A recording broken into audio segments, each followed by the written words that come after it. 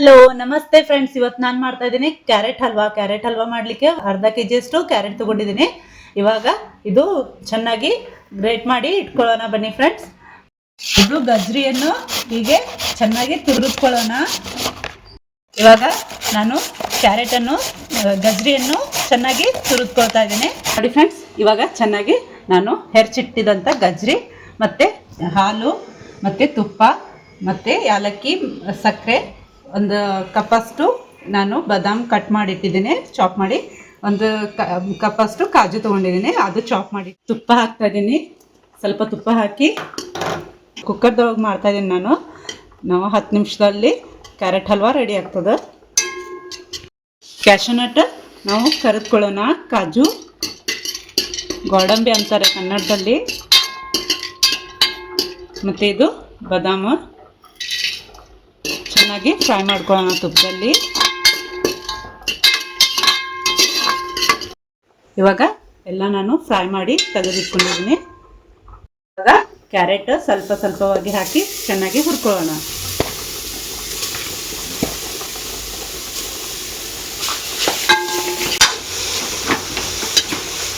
ಇನ್ನು ಸ್ವಲ್ಪ ತುಪ್ಪ ಹಾಕಿ ಹುರಿದುಕೊಳ್ಳೋಣ.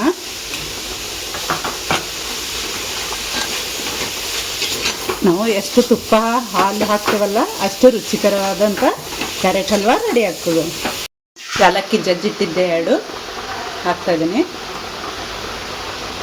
ಮತ್ತು ಒಂದು ಕಪ್ಪಷ್ಟು ಸಕ್ಕರೆ. ಇವಾಗ ಚೆನ್ನಾಗಿ ಫ್ರೈ ಮಾಡ್ಕೊಳ್ಳೋಣ. ಸಕ್ಕರೆ ಹಾಕಿ, ಇದು ಸಕ್ಕರೆ ಹಾಕಿದ ಮೇಲೆ ಸ್ವಲ್ಪ ನೀರು ಬಿಡ್ತದೆ. ಇವಾಗ ಹಾಲು ಹಾಕ್ತಾಯಿದ್ದೀನಿ ಫ್ರೆಂಡ್ಸ್. ನಾನು ಒಂದು ವಿಸಲ್ ತಗೋತೀನಿ. ಇವಾಗ ಇದು ಡ್ರೈ ಫ್ರೂಟ್ಸ್ ಹಾಕಿ ಇವಾಗ ಒಂದು ವಿಸಲ್ ತಗೊಳ್ಳೋಣ. ನೋಡಿ, ಡ್ರೈ ಫ್ರೂಟ್ಸ್ ಹಾಕಿದ್ದೀನಿ.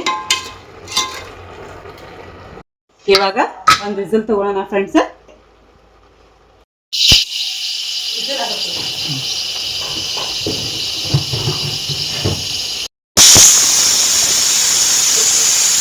ಇವಾಗ ನಾನು ಮಾಡಿದಂಥ ಹಲ್ವಾ ಹೇಗಾಗಿದೆ ಅಂತ ನೋಡ್ಕೊಂಡು ಬರೋಣ ಬನ್ನಿ. ನೋಡಿದ್ರೆ ಎಷ್ಟು ಚೆನ್ನಾಗಿ ಹಲ್ವಾ ರೆಡಿಯಾಗಿದೆ. ಇವಾಗ ಅದು ಒಂದು ಸರ್ವಿಂಗ್ ಬೌಲಲ್ಲಿ ಹಾಕೊಳ್ಳೋಣ.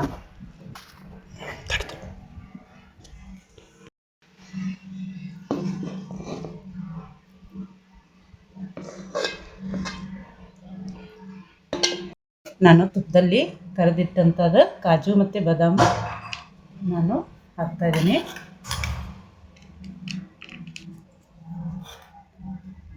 ನೋಡಿ ಎಷ್ಟು ಚೆನ್ನಾಗಿ ಹಲ್ವಾ ರೆಡಿಯಾಗಿದೆ. ಸೂಪರ್ ಆದಂಥ ಹಲ್ವಾ ರೆಡಿಯಾಗಿದೆ. ನಾವು ಯಾರಾದರೂ ಗೆಸ್ಟ್ ಬಂದಾಗ ಮಾಡಿ ಕೊಡ್ಬೋದು, ಮತ್ತು ನಾವು ಆಗಲಿ ಮಾಡಿ ತಿನ್ಬೋದು. ಇದು ಭಾಳ ಸೂಪರ್ ಆದಂಥ ಹಲ್ವಾ. ನೋಡಿ ಎಷ್ಟು ಚೆನ್ನಾಗಿ ಕಲರ್ಫುಲ್ ಆದ ಹಲ್ವಾ ರೆಡಿಯಾಗಿದೆ. ಮನೆಯಲ್ಲಿ ಮಾಡಿ ಹೇಗಾಗಿದೆ ಅಂತ ನನಗೆ ಕಮೆಂಟ್ ಬಾಕ್ಸಲ್ಲಿ ತಿಳಿಸಿ ಫ್ರೆಂಡ್ಸ್. Thank you. ಮತ್ತು ವಿಡಿಯೋ ನೋಡೋದಕ್ಕೆ ಥ್ಯಾಂಕ್ ಯು ಫ್ರೆಂಡ್ಸ್.